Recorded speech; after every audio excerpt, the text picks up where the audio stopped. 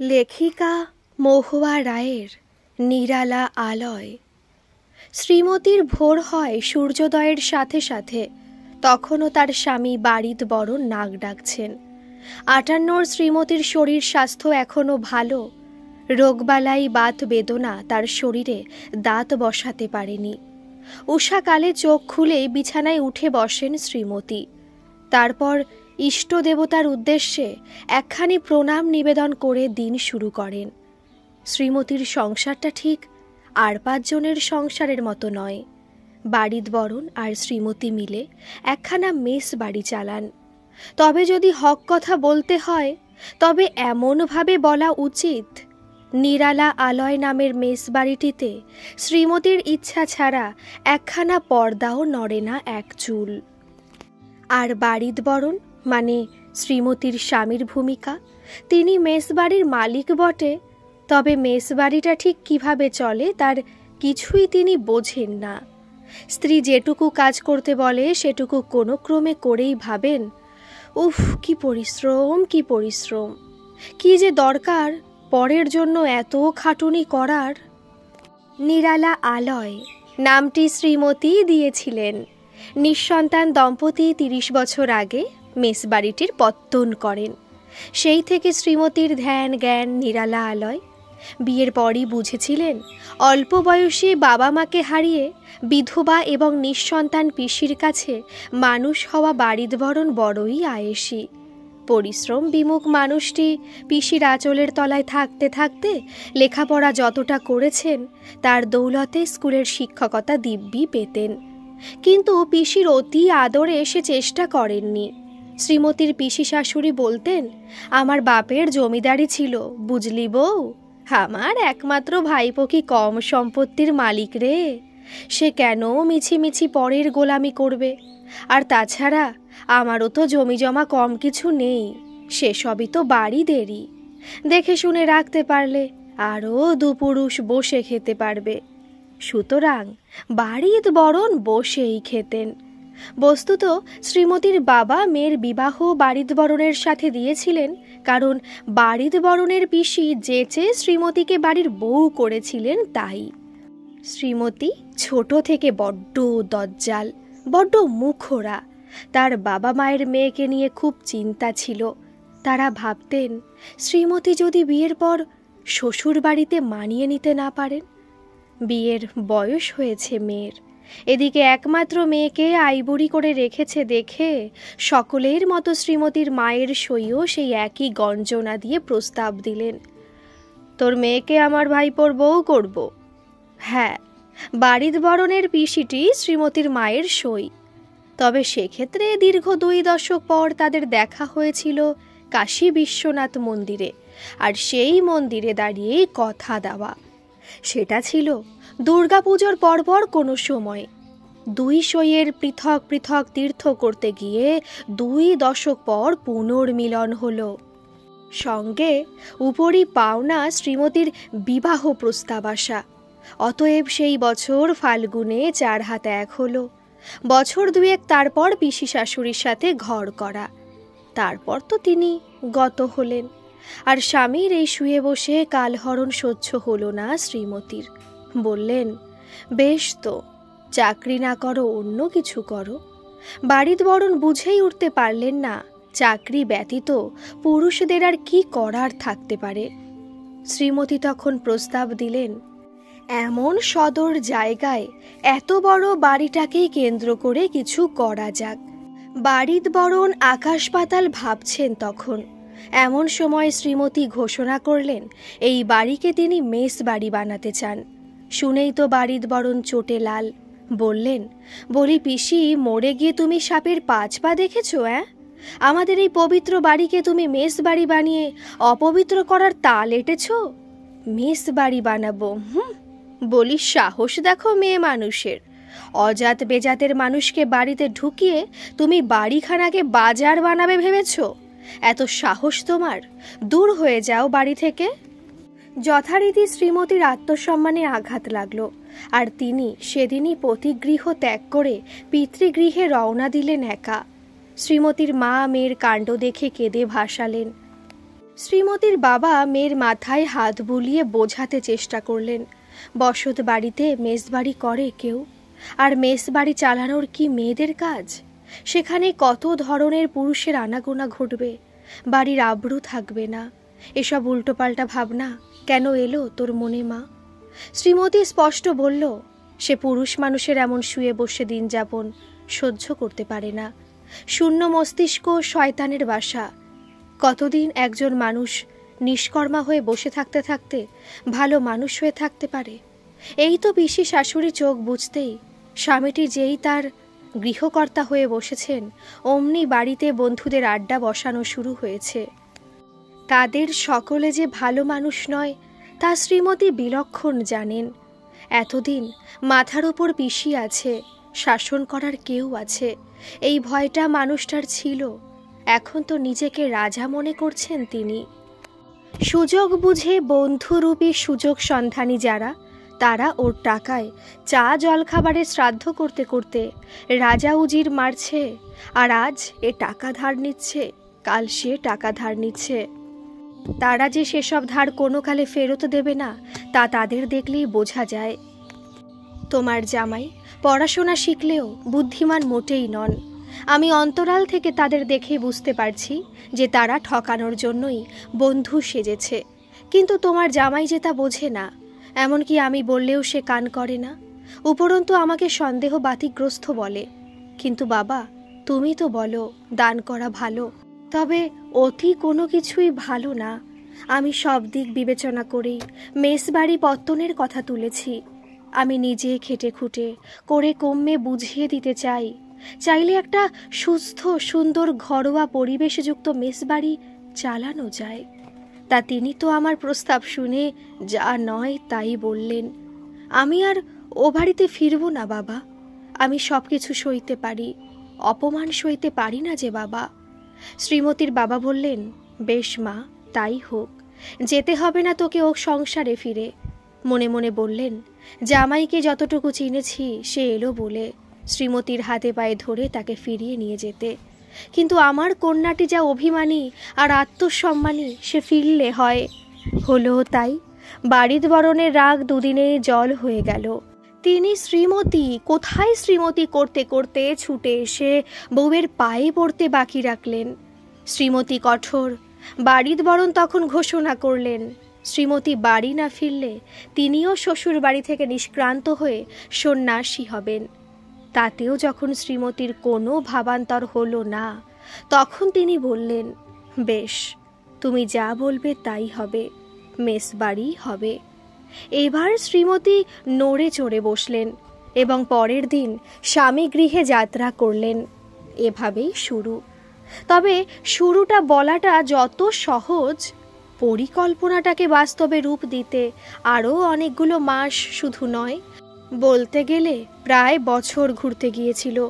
এবং শেষ পর্যন্ত একদিন নিরালা আলয়ের দ্বারোদ্ঘাটন হলো। শুরুতে মাত্র 2টি আবাসিক ছিল। ধীরে ধীরে নিরালা আলয়ের পরিচিতি হয়েছে। তা নিরালা আলয় কি সত্যি নিরালা? অবশ্যই নয়। দোতলা বাড়ির একতলায় শ্রীমতী স্বামীসহ বসবাস, রান্নাঘর, আবাসিকদের খাওয়ার ঘর, ভাড়ার। দোতলায় 4টি ঘরে সব মিলিয়ে 12 জন বোর্ডার থাকে। এছাড়া ঠাকুর রঘুনন্দন আর 5 ফরমাস খাটে যে ছেলেটি, কৈলাস তার নাম, তারা থাকে 3 তলার চিলে কোঠার ঘরে। বাকি কাজের লোকেরা সব ঠিকে লোক, সারাদিন যার যা কাজকর্ম সেরে যে যার বাড়ি ফিরে যায়। এমন আলয়কে নিরালা বলা চলে না মোটেই। এই মুহূর্তে শ্রীমতীর মাথার মধ্যেটা রাগে দাউ দাউ করে জ্বলছে। রীতিমতো গর্জন করে উঠলেন তিনি। কি বলেছে? বলেছে আমাকে বিয়ে করে ওনার জীবনটা ছাড়কার হয়ে গেল। বলেছে আমি ঝগড়ুটে, ওনাকে আমি কর্মচারী ভাবি। শ্রীমতীর সামনে দাঁড়িয়ে হাত কচলাচ্ছে কৈলাস। সেই তথ্যগুলো শ্রীমতীর কানে তুলেছে কিছুক্ষণ আগেই। বাবু নাকি মা জননী সম্বন্ধে এমনতর কথাগুলো বলছিল, মেসে আসা নতুন বোর্ডার ওই রসময় দাসের কাছে। রসময়ের নামটা কানে যেতেই শ্রীমতীর রাগের পারদ আরও চড়েছে। রসময় নতুন এসেছে, আর এসেই মেস বাড়ির নিয়ম ভেঙেছে। পই পই করে বলা আছে এখানে থাকতে হলে তাস পাশা খেলা, আড্ডা মারা, কুটকাচালি করা, ঝগড়াঝাটি করা চলবে না। আর সে এসেই কিনা খোদ বাড়ির বরণের সাথে বসে বসে আড্ডা দিচ্ছে। মনে মনে শ্রীমতী বললেন রসময়কে, আমি পরে দেখছি, আগে এদিকটা দেখি। মেসে কত বোর্ডার আসে, কত বোর্ডার যায়, কেউ কেউ একটানা 10 বছর আছে। ওই তো সত্য সরকার, সে কি আজকের লোক? নয় নয় করে 12 বছর এক নাগারে নিরালা আলয়ে আছে। মাসে একবার বর্ধমানের দিকে কোন গ্রামে নিজের বাড়িতে যায়। এই এত বছরে তো লোকটাকে কোনো দিন শ্রীমতী দেখেনি, আর 5 জনের সাথে গুলতানি করছে। নিজের মতো থাকে, খায় দায়, আপিস যায়, আপিস ফেরত নিজের ঘরেই থাকে। বন্ধু বান্ধব থাকলেও তাদের কাউকে মেস বাড়িতে ডেকে আনে না। বাকিরা মানে হরিসাধন বাবু, প্রহ্লাদ সামন্ত, 3 কড়ি হালদার আর বাকি যারা, তারাও তো সব চুপচাপ নিজের মতো থাকে। যে যা রোজগারের নিমিত্ত এ শহরে এসেছে নিজের নিজের দেশ ঘর ছেড়ে। সপ্তাহান্তে কেউ বাড়ি যায়, কেউ বা মাসান্তে। শ্রীমতীর কড়া হুকুম, মেসে হই হট্টগোল চলবে না, আড্ডা মজলিস চলবে না, বাইরের কাউকে আবাসিকরা এখানে আনতে পারবে না, বোর্ডাররা শান্তিপূর্ণ সহাবস্থান করবে ইত্যাদি। মদ্যপান নিষিদ্ধ, তাস পিটানো নৈব নৈব চ। তা এতদিন কত বোর্ডার এসেছে গেছে, কেউ শ্রীমতীর তৈরি করার নিয়ম ভাঙেনি একদিনের জন্য। শ্রীমতীও বোর্ডারদের সুখ সুবিধা দেখার ব্যাপারে ভীষণ সতর্ক। কেউ অভিযোগ করতে পারবে না নিরালা আলয়ে থাকার কালে বাড়িতে থাকার সুখ থেকে বঞ্চিত হচ্ছি, এমন ভাবনা কারো মাথায় আসবে না। একমাত্র পরিবার থেকে বিচ্ছিন্ন হয়ে থাকার কষ্ট ব্যতীত এখানকার খাওয়া দাওয়ার মান, পরিষ্কার পরিচ্ছন্নতার বহর কোনো অংশে বাড়ির থেকে ভিন্ন নয়। আর এর সবটাই সম্ভব হয় শ্রীমতী সকাল থেকে রাত পর্যন্ত নিরালা আলয়ের প্রতিটি বাসিন্দার দিকে সজাগ দৃষ্টি রাখে বলে। সেই নিরালা আলয়ে মাসখানেক হলো নতুন বোর্ডার এসেছে 12 নম্বর বেডে, নাম রসময় দাস। ওখানে আগে ছিলেন প্রভাত বোস। 7টি বছর এই নিরালা আলয়ের আশ্রয়ে কাটিয়ে গেলেন তিনি। উত্তরবঙ্গ থেকে ট্রান্সফার হয়ে এসেছিলেন। পরিবার ছিল উত্তরবঙ্গেই, বালুরঘাটে। নিরালা আলয়ের সন্ধান তিনি নিজের আপিসের এক সহকর্মীর কাছেই পেয়েছিলেন। কপাল ভালো ছিল ভদ্রলোকের, তাই কিনা প্রভাতবাবু এখানকার বোর্ডার হয়ে নিশ্চিন্তে চাকরি করে গেলেন অবসর পর্যন্ত। চলে যাওয়ার সময় বারবার শ্রীমতীকে ধন্যবাদ দিয়ে গেছেন এই বলে, আপনার জন্যই আমার নিরালা আলয়ে বসবাস এত নির্ঝঞ্ঝাট, এমন সুখপ্রদ হলো। আপনার তুলনা হয় না। প্রত্যেক বোর্ডারের সুখ সুবিধার দিকে আপনার কড়া নজর। এখানে বাসের স্মৃতি আমার মনে অমলিন থাকবে। প্রভাতবাবু শ্রীমতীকে এমন করে ধন্যবাদ জানানোর সুযোগ এমনি এমনি পাননি। শ্রীমতীর তৈরি করা বহু নিয়মের একটি হলো, যেদিন কোনো বোর্ডার এই মেস ছেড়ে বরাবরের মতো চলে যায়, সেদিন শ্রীমতী তার জন্য বিশেষ খাওয়া দাওয়ার বন্দোবস্ত করেন। নিজে সামনে বসিয়ে তাকে খাওয়ান। আর কেবল প্রভাতবাবু নয়, যারাই এ মেস ছেড়ে চলে গেছেন তারা প্রত্যেকে নিরালা আলয়ে নিজেদের জীবনের কিছুটা সময় যাপনকালে যে শান্তি পেয়েছেন তার জন্য শ্রীমতীকে সাধুবাদ দিতে কার্পণ্য করেননি। বলা যায় এই নিরালা আলয়ের অন্দর মহলে বসে শ্রীমতীর এ এক বিশেষ প্রাপ্তি। বাসিন্দারা অর্থের বিনিময়ে মেস বাড়িতে থাকলেও তাদের যে শ্রীমতী কিয়দাংশে গৃহবাসের স্বস্তি দিতে পারেন, এই সত্য যতবার শ্রীমতীর কাছে মুক্ত কণ্ঠে তারা স্বীকার করেন, তার মন খুশিতে ভরে ওঠে। মনে হয় মেস বাড়ি তৈরি করার লক্ষ্য যেন পূর্ণ হয়েছে। শ্রীমতীর বাবাকেও কোনো এককালে চাকরি রক্ষার্থে মেসে থাকতে হতো। সেখানকার অস্বাচ্ছন্দ্য আর অস্বাস্থ্যকর পরিবেশ সম্বন্ধে শুনতে শুনতে বারবার শ্রীমতীর মনে হতো, কেন মানুষ একটু সুস্থ সুন্দর পরিষেবা দিতে পারে না।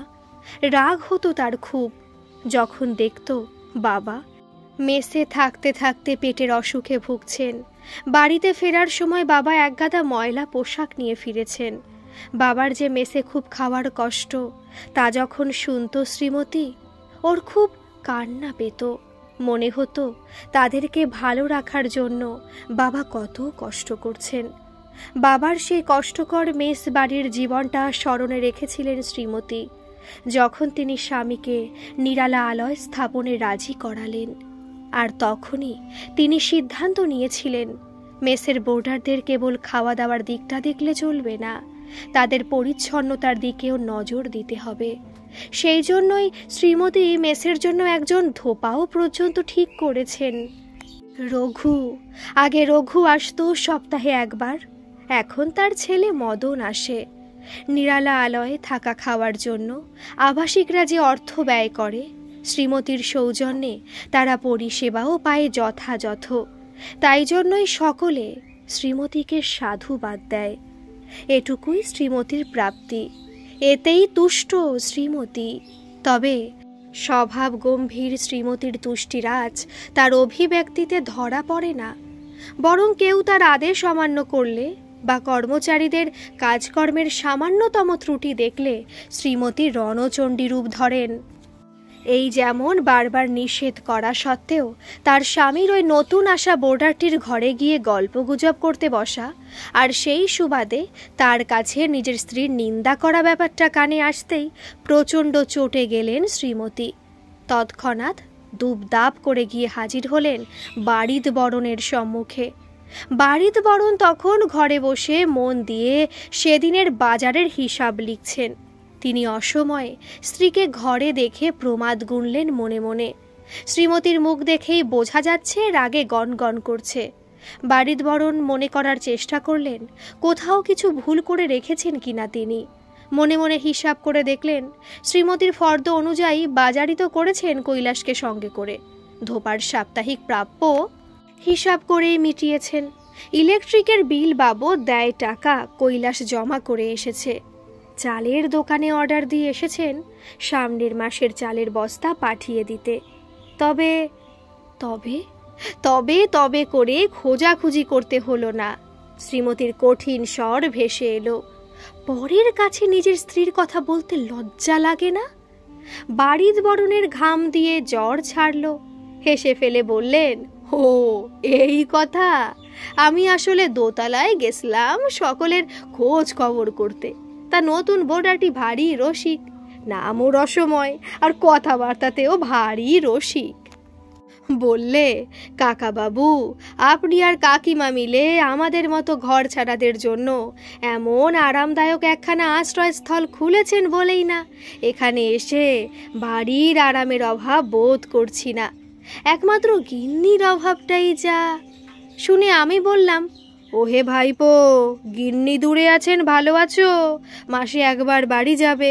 গিন্নি যদি আমার গিন্নির মতো বর দিদিমণি তুল্য হয়ও তবুও মাথায় করে রাখবেন। থামো, গর্জে উঠলেন শ্রীমতী।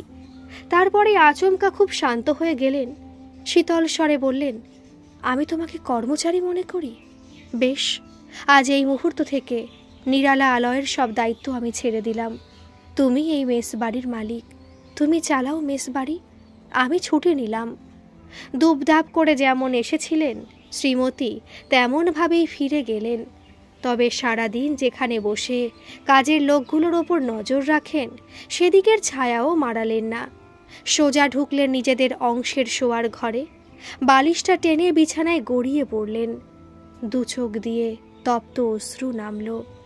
এত খেটে পিটে, এত পরিশ্রম করে, প্রত্যেকের প্রতিটি কাজের দিকে সজাগ দৃষ্টি রেখে এতগুলো বছর চালিয়ে যাওয়ার পর স্বামী তার এই মূল্যায়ন করলেন। শ্রীমতীর পরিশ্রমের মূল্যেই কি নিরালা আলয়ের এত সুনাম হয়নি?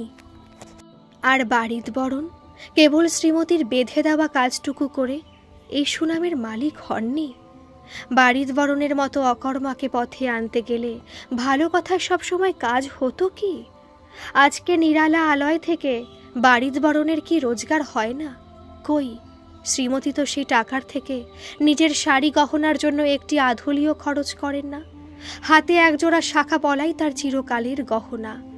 বাপের বাড়ি দেওয়া গহনাও তিনি অঙ্গে ছোঁয়ান কদিন। আর বছরে 4টে 8 পৌরে শাড়ি। নিজের জন্য এটুকু খরচ বাদে শ্রীমতী কিচ্ছু খরচ করেন না। তবুও শ্রীমতীর সম্বন্ধে বাইরের লোককে বলা হলো, তার জন্য বাড়ির বরণের জীবনটা ছাড়খাড় হয়ে গেল। মুহূর্তে শ্রীমতীর মনে হলো বড্ড ক্লান্ত তিনি। কি দরকার ছিল তার এত পরিশ্রম করার? নিজের একটা সন্তান নেই যার, সে মেস বাড়িটার সমস্ত আবাসিককে বয়সের বিচার না করে জননী তুল্য যত্ন করেন। আর সেই জন্যই না এত বকাবকি, এত হম্বিতম্বি করেন সকলের ওপর। তারপরও চোখের জলে বালিশের কোণাটা ভিজতে লাগলো। শ্রীমতীর মনে হলো এমন করে নিজের জন্য, শুধুমাত্র নিজের দুঃখে নিজে কাদার সময়টুকু পেয়েছি কখনো আগে? এতখানি জীবনে দুঃখ পাইনি তা তো নয়। কোন অদম্য উৎসাহে নিজের দুঃখকে পাত্তা দিইনি আমি। তার মূল্য পেলাম এভাবে, আমি তাকে কর্মচারী ভাবি। এক এক করে ছটা দিন কেটে গেল। ঠাকুর চাকর আবাসিকরা যা কোনো দিন দেখেনি তাই দেখল। শ্রীমতী যেন উবে গেছেন। নিরালা আলয়ের সব দায়িত্ব এসে পড়ল বাড়ির বরণের ওপর। ঠাকুর বলে, আজ কি কি রান্না হবে বাবু? কৈলাস বলে, বাজারের থেকে কি কি আনবো বাবু? আবাসিকদের মধ্যে যে সকাল 8টায় ভাতের থালার সামনে বসে 3-4 পদ দিয়ে ভাত খায়, সে দেখল মাছটাই তার পাতে পড়েনি। তিনি চেঁচামেচি জুড়লেন। সুযোগ পেয়ে ধোপা মদন বেশ করে ঠকিয়ে দিল কর্তা বাবুকে। কৈলাস আবার তা ধরে ফেলে এমন চেঁচামেচি জুড়ে দিল যে তাদের বর্ষা হাতাহাতিতে পৌঁছালো। ওদিকে বাসর মাজুনি গিন্নিমার কড়া নজরদারি সরে যেতেই ঝনঝন করে ঝংকার দিয়ে ঠাকুরকে শোনালো, এমন পোড়া কড়াই, তেল বাসর মাজতে পারবো নি বাপু। এই চরম অব্যবস্থা স্বেচ্ছাবন্দিনী শ্রীমতীকে ক্রমশ অসহ্য করে তুলছে। মনটা তার বলছে এখনই ছুটে গিয়ে এক হুঙ্কারে সকলের বেয়াদবি থামিয়ে দিই। তবে সঙ্গে সঙ্গে সেই কেজো মনটার টুটি টিপে তার ইচ্ছা পূরণের সমস্ত সম্ভাবনাকে নিষ্ক্রিয় করে দিচ্ছে শ্রীমতীর দুর্দমনীয় অভিমান। তিনি বিছানায় পড়ে আছেন। এই কদিন মুখে অন্ন পর্যন্ত তোলেননি তিনি। জলমুড়ি দিয়ে খুন্নি বৃত্তি করছেন। বাড়ির বরণ প্রথম দিনই বুঝেছেন তীর হাতের বাইরে বেরিয়ে গেছে। সেই থেকে বউকে সাধ্য সাধনার শেষ নেই। কিন্তু শ্রীমতী সিদ্ধান্ত নিয়েছেন আর তিনি ভুল করবেন না।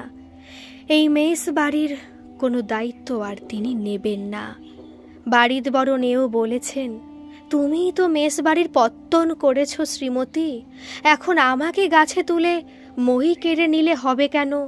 আমি কি বুঝি কিভাবে তুমি সব দিক রক্ষে করো? এখন পারবো না বলে যদি আমার হাতে সব ছেড়ে নিজেকে গুটিয়ে নাও, তা কি ন্যায্য কাজ হচ্ছে? এমন অভিযোগ নস্যাৎ করে দিয়ে শ্রীমতী কেটে কেটে বলেছেন, সে কি, নিজেকে কর্মচারী বলে দুঃখ করে বেড়াও তুমি? এই তো সব অধিকার নিঃশর্তে ছেড়ে দিয়েছি আমি। তুমি এবার মালিক সেজে নিজের মতো করে নিরালা আলয়ের দায়িত্ব নাও। শ্রীমতী যদি মরেই যেত, কি করতে কি তুমি? মেস বাড়িটা চালাতে তো। এখন তাই করো বাপু। ভাবো শ্রীমতী মরেছে। বাড়ির বরণের শির দ্বারা দিয়ে হিমস্রোত বয়ে গেল অকস্মাৎ। না না, শ্রীমতী নেই অথচ তিনি আছেন। পরিস্থিতিটা কল্পনা করতেও তার ভয় লাগলো। আর অপেক্ষা না করে যতটা দ্রুত সম্ভব পা চালিয়ে উঠে গেলেন দোতলায়। বুকে একটু হাঁপ ধরেছে ততক্ষণে। কোনো রকমে রসময়ের ঘরে পৌঁছে সেখানে একটা চেয়ারে বসে হাঁপানো ভাবটা একটু কমানোর চেষ্টা করছেন যখন অমনি খবরের কাগজ থেকে চোখ তুলে রসময় উদ্গ্রীব হয়ে প্রশ্ন করে উঠল, কি হলো কাকাবাবু? অমন করে হাঁপাচ্ছেন যে? কিছু বলবেন তো, কৈলাসকে দিয়ে ডেকে পাঠালেই তো হতো। বাড়ির বরণ বললেন, তুমি আমাকে কাকাবাবু বলেছ, তোমার কাছে আমার একটা অনুরোধ আছে বাবা। আচ্ছা, শুনবো অনুরোধ পরে, এখন আগে এই জলটা খেয়ে ধাতস্থ হন তো কাকাবাবু। বলতে বলতে এক গ্লাস জল এগিয়ে দিল রসময় বাড়ির বরণের দিকে। জলটুকু পান করতে করতে বাড়ির বরণের মনে হলো, এত তেষ্টা পেয়েছিল আমার, বুঝিনি তো। তারপর নিজের ওপরেই অভিমান হলো। ভাবলেন, কেন মনটা আমার এমন জটিল? কেন আমি সব সময় ভাবি শ্রীমতী আমার ওপর ছড়ি ঘোরায়? সে ছাড়া আমি যে এক পা চলতে পারি না, তা ভুলে যাই কেন আমি বারবার? এত অহং কিসের আমার? সে তো সব দিক থেকে আমার অপেক্ষায় গুণী। সে সত্যটা এতদিনেও মেনে নিতে পারি না কেন? সে তো আমার প্রতিদ্বন্দ্বী নয়, সে আমার সহধর্মিণী। আমাদের তো দুজনের পরস্পরের পাশটিতে থাকার কথা। বাড়ির বরণের ভাবনার জাল ছিন্ন হলো রসময়ের কথায়। সে বলছে তখন, জল খেয়ে একটু ভালো লাগছে কাকাবাবু? বাড়ির বরণ সদর্থক মাথা নেড়ে বললেন, বাবা রসময়, তোমার কাকিমাটি বড্ড অভিমান করেছেন বাবা আমার পরে। আমি তো তার কাছে যেতে পারছি না বাবা। এখন একটি উপায়, তোমরা সকলে মিলে যদি একবার চেষ্টা করো। পরদিনটি ছিল শনিবার। সেদিন বিকেলের পর নিরালা আলয় সত্যি খানিক নিরালা হয়ে যায় সাধারণত। যারা সপ্তাহান্তে বাড়ি যায় তারা আপিস থেকে রওনা দেয়, কিন্তু সেই শনিবার মেসে সব আবাসিক উপস্থিত রইলেন। রসময়ের অনুরোধে শুধু নয়, নিরালা আলয়ের অভ্যন্তরে থাকাকালীন তাদের গায়েও যে প্রতিদিন শ্রীমতীর অনুপস্থিতির আজ লাগছে। সুতরাং সকলে সেদিন সন্ধেবেলা একটিমাত্র আর্জি নিয়ে শ্রীমতীকৃত সব নিষেধের বেড়া ডিঙিয়ে মিছিল করে এসে উপস্থিত হল শ্রীমতীর বাসকক্ষের সম্মুখে। তারপর রসময়ের নেতৃত্বে প্রত্যেকে স্লোগান দিতে লাগলো, মানছি না, মানব না। নিরালা আলয়ের কর্ত্রীর পদচ্যুতি মানছি না, মানব না। সেই স্লোগানের আওয়াজের পারদ ক্রমশ চড়তে লাগলো। ক্রমে ক্রমে বাড়ির বরণ, ওদিকে রাধুনী বামুন রঘুনন্দন, ফাই ফরমাস খাটে যে কৈলাস, সে বাসন মাজনী লক্ষ্মীর মা সব এসে জুটল মিছিলে। হঠাৎ শ্রীমতীর ঘরের বন্ধ কপাট হাট হলো। শ্রীমতী দরজায় উপস্থিত হয়ে জোর একটা ধমক দিলেন, কি হচ্ছেটা কি? কদিন আমাকে অনুপস্থিত দেখে সব সাপের 5 পা দেখেছে একেবারে। নিরালা নিলয়ের নিয়ম কানুন চৌপাট করে দিলে সব কোন সাহসে? আমি কি মরে গেছি? যান, যে যার ঘরে যান। তারপর রঘুনন্দনের দিকে কটমট করে তাকিয়ে বললেন, এই রঘু, খুব ফাঁকি দিয়েছিস কদিন। চল তো দেখি সন্ধেবেলা আজ কি জলখাবার করা যায়। নিরালা আলয়ের সব বাসিন্দা, সব কাজের লোক, অকাজের মানুষ, এমনকি মেস বাড়িটার প্রতিটি ইট কাঠ পাথর যেন হাঁপ ছেড়ে বাঁচল। বাড়ির বরণ বাবু মনে মনে নাক কিংবা কান কি মুললেন কে জানে, তবে নিজেকে বললেন, খবরদার, আর শ্রীমতীকে দুঃখ দিয়েছ যদি বাড়ির বরণ, তাহলে তোমাকে কঠিন শাস্তি দেব বলে দিলাম। এই গল্পটি আপনাদের কেমন লাগলো বন্ধুরা, অবশ্যই কমেন্ট করে জানাবেন। আর যারা এখনও সাবস্ক্রাইব করেননি তারা একটা সাবস্ক্রাইব করে আমার পাশে থাকবেন। আর হ্যাঁ, পাশে থাকা নোটিফিকেশনের বেল আইকনটাও একটু প্রেস করে দেবেন, তাহলে যখন আমি ভিডিও আপলোড করব তখনই আপনাদের কাছে নোটিফিকেশন চলে যাবে। ধন্যবাদ।